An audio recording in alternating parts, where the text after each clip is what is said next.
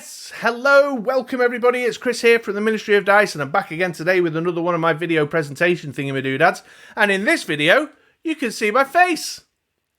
I don't know if it's a help or a hindrance, whether it's a benefit or a drawback, please do let me know in the comments below, but I'm trying something new. I thought maybe it might give it a bit more energy and liven it up. But as you can see on the screen there, in this video today, I'm going to be talking about combos and builds I am dying to try from the new upcoming Dark Phoenix Saga set. The spoilers have been knocking around for so long now that I've got all these little seeds of brewing ideas knocking around in my head, and I've just got to get them out. I need to share, folks. I need to share. And also, to be perfectly honest, I perhaps need a little bit of help fleshing them out as well.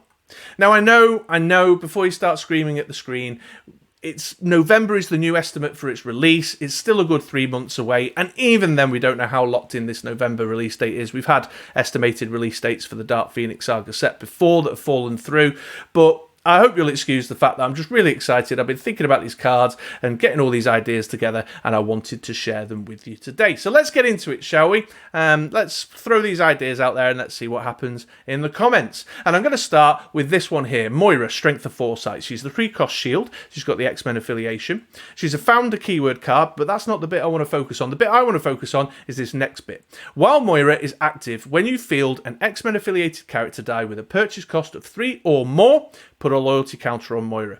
She's also got a little bit of added value there, because when she's fielded, you can send target action die from your opponent's field zone to their use pile, which I think is going to have its uses. But it's the loyalty counter bit I really want to give a try, and Moira's going to be the focus of my attention on that one. She's got pretty low stats, 001, 012, 122, so you're going to have to do a lot of work to really get those loyalty counters built up on her to make her anything of significance. So I've been thinking through my first couple of turns and what that might look and feel like, and how I can rinse and repeat X-Men affiliated characters to build her up. The first one I'm thinking about giving a go is Kitty Pryde, More Human Than You. 3-cost mask with the X-Men affiliation, of course. And she reads, when fielded, non-Kitty Pryde X-Men affiliated character dice cost 2 less to purchase until the end of the turn. So I'm kind of thinking, right, I've got my first 2 turns purchased there with a prep global on the team. Buy Moira turn 1, buy Kitty Pryde turn 2, prep, and then in turn 3, roll and field them both, do Moira first, followed by Kitty Pryde, drop a loyalty counter on Moira, and then get the 2 discount on another X-Men affiliated character that I can then start rinsing and repeating in order to build Moira's loyalty value up. And the card I'm thinking about trying for that is this guy here, Mimic, Flying, Blasting, Slashing. He's a 3-cost mask, X-Men affiliated. I know he's more than 5 lines of text, sorry Andy, but here we go. When Mimic is fielded, choose target opposing character die. Roll Mimic and the chosen die. If either rolls an energy face, KO both character dice. If both roll character faces, KO the opposing die, and all your active Mimic character dice become copies of the chosen die until you no longer have an active Mimic character die, or until a new Mimic die is fielded. Your Mimic dice also retain the abilities written on the card. Woo! So a bit of a hefty one there, but what I'm thinking is I've got a 3 purchase cost plus X-Men character that gives Moira a loyalty counter. It's also a 3-cost plus X-Men affiliated character that has the capacity to remove characters from the other side of the field, and in the vast majority of instances, self-KO for a re-roll and refield next turn. So you could just keep bringing Mimic out, KOing things, and KOing him, and getting him out again, and getting him out again, and building up loyalty counters and building up loyalty counters. And the worst thing that could happen is you target something really good on your opponent's side of the table, and Mimic actually ends up copying it. So that's where I'm at, sort of. I haven't fully formed it in my head, but that's the first 4 turns, I suppose, 3 to 4 turns. Prep global, Moira and Kitty in turn 1 and turn 2, and then use Kitty's discount to buy a cheap Mimic turn 3, and just rinse and repeat, rinse and repeat, rinse and repeat, rinse and repeat. Maybe chuck a Dark Phoenix global in the mix for some further discount and some more KO action, so that if your Mimic does get trapped in the field, or you want to reuse your Kitty, you can do. So yeah, that's where I'm at, but all this is leading up to giving this one a try. Living the Dream, the basic action. Continuous, if among all character cards on your team have at least 3 loyalty counters, your character dice get +1 attack and Overcrush. So in addition to like beefing up my Moira, hopefully she'll be getting threateningly big as quickly as possible with this little combo rattling around. I'm going to drop a Living the Dream into the field and then give everybody +1 attack and overcrush. Not just the Moira, but everybody else there. So just get some low cost, high attack, value characters, chuck them out in the field when I get a little bit of breathing room, and just build a wall of stuff that's really scary, really capitalising on the mimic removal to keep my opponent's field nice and low. Now, I don't know if it's going to be competitive. Probably not. I'll probably not be able to get my Moira's loyalty count up high enough to make a real significant threat. But this whole idea of playing around with loyalty counters is something that I am desperate. I'm burning to give a try. And it's not just Moira. There's the Jean Grey I think I've got next, is it? Yeah, Jean Grey, Peaceful Coexistence. She's obviously got much fatter stats to start your loyalty acquisition off the back of. While Jean Grey is active at the end of each of your turns, if no character dice were KO'd that turn, put a loyalty counter on Jean Grey's card. So playing around with stuff that can protect your folks. There's a Mr. Sinister, for example. Go and have a look at that one, who stops non-combat damage, or and use static fields or something. I've not really thought it through, but there's one to give a try. You've also got Magneto, so you could build these kind of Brotherhood of Evil mutant centric ones. When one of your mass character dice is KO'd, put a loyalty counter on a Magneto card. Being a mass character and with the Prep Global himself, he comes with a lot of value, and again, fatter stats to get you started. Those two, you'll have to figure out how to deal with the fielding costs. But I'm thinking Moira, because you're just out the gate, flying right out the gate with a character in the field that you can start really building up those loyalty counters around. So there you go. I'm burning to try loyalty counter builds centered around living the dream. And I'm thinking Moira, Kitty Pryde, Mimic as my kind of 3-card combo to structure that around. I don't know, but I'm going to be giving it a go. I'll reiterate, drop in the comments below if you've got any thoughts, suggestions, ideas as to how to flesh that one out. Or if you've got any suggestions how I can deal with Magneto, his fielding cost, or deal with Jean Grey's small print around the characters not taking damage or not being KO'd that turn. But there we are. Okay, on to my next one then. So, Lilandra, Majestrix, 5-cost shield. She's got the Shi'ar affiliation, and she reads, while Lilandra is active, your opponent must pay 2 life to use an action die or a global ability. So I'm thinking about just a rush Lilandra, getting a rush Lilandra out in the field and just really applying pressure on your opponent. Really apply pressure for their global use, really apply pressure for their action use, really make them think about where their Typhoid Mary, Spider-Man removal, Drax targeting is going to go by just rushing a Lilandra out in the field real quick. So if they don't deal with her, she's going to really cause them pain, but if they do deal with her, they're going to be focusing on that while I'm getting on with some other stuff over here. And the way I'm going to do that is I'm going to do it the same way I used to do with my collector, how I used to get my fast collector in the field. So the first thing you're going to need is a low cost, like a 2-cost fist character. I've gone with Wong here because he's got that removal game text that's just kind of helpful to have when fielded. If you spend 1 or more mask energy to field Wong, re-roll target opposing character die. So he's just got that little added value bit there. So if you do roll him on character when you want him on energy, he's contributing somehow. And then I'm using the Clayface Kree Captain combo, the globals here, where I pull in the... Hang on, let me lay this out. So turn 1, you buy your Wong. Turn 2, you need to roll a mask and a shield. You then pull in your 2 fists with your Wong, with your Clayface Global, pay that into the Kree Captain to discount Lilandra by 3, and then you use the shield and 1 other energy to buy Lilandra, leaving you 1 left over for, I don't know, a Prep Global or something. So yeah, that's what I'm thinking. I'm thinking about, I used to do this with Collector all the time, just get a really fast rush Collector into the field, get me 5-cost pain in the backside, out in the field, nice and quick, super sharpish, bought turn 2.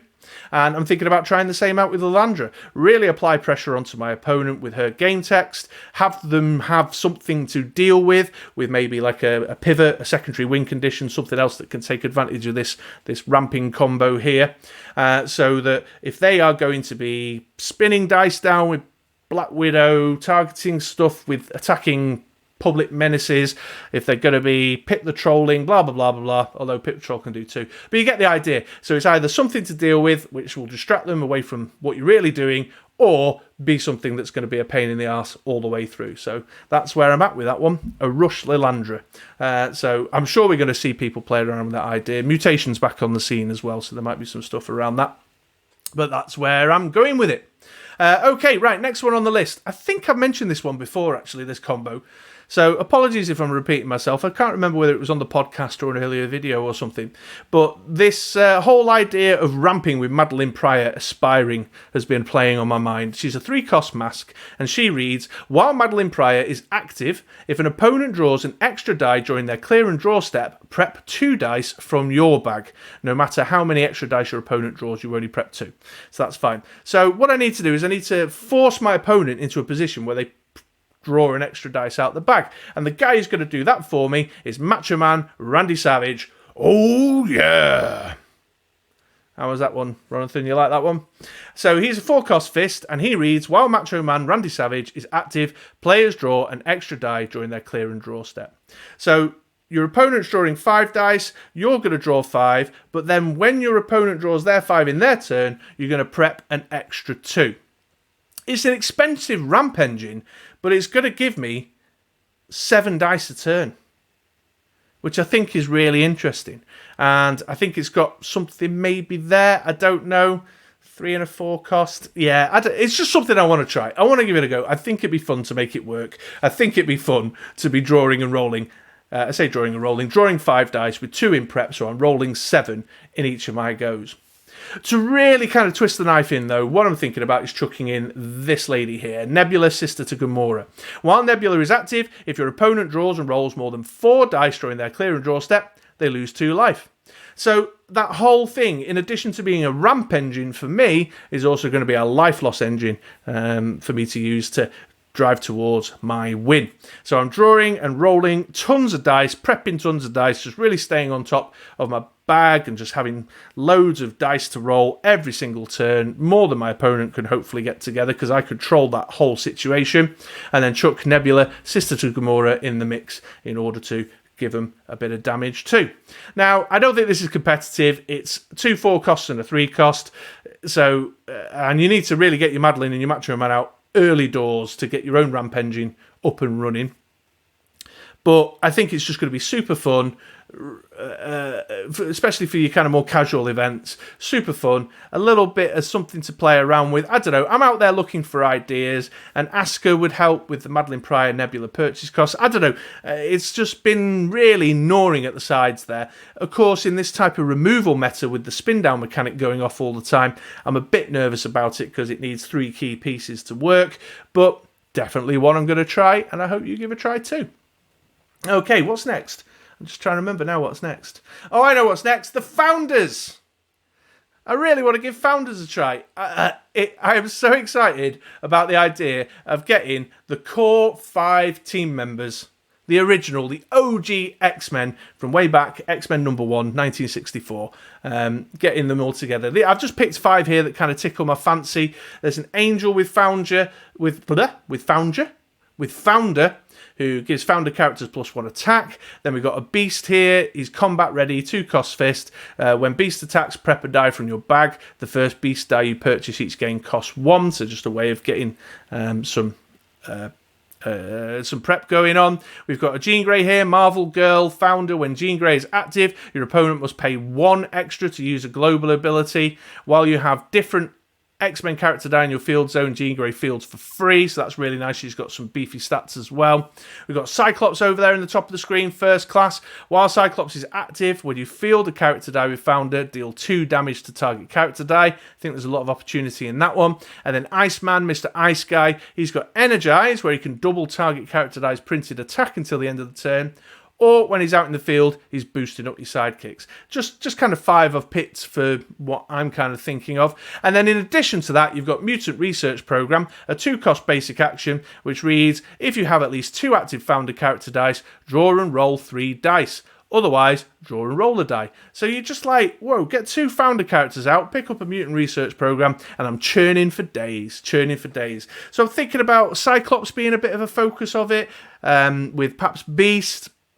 Get Cyclops out in the field, then get my Beasts out, field them, attack with them, field them, attack with them, and then my opponent's like, oh, oh, do I block it and KO it? Because if I do, they're going to go into Chris's prep area, then he'll refield it next turn, he'll do 2 damage to one of my characters with his Cyclops.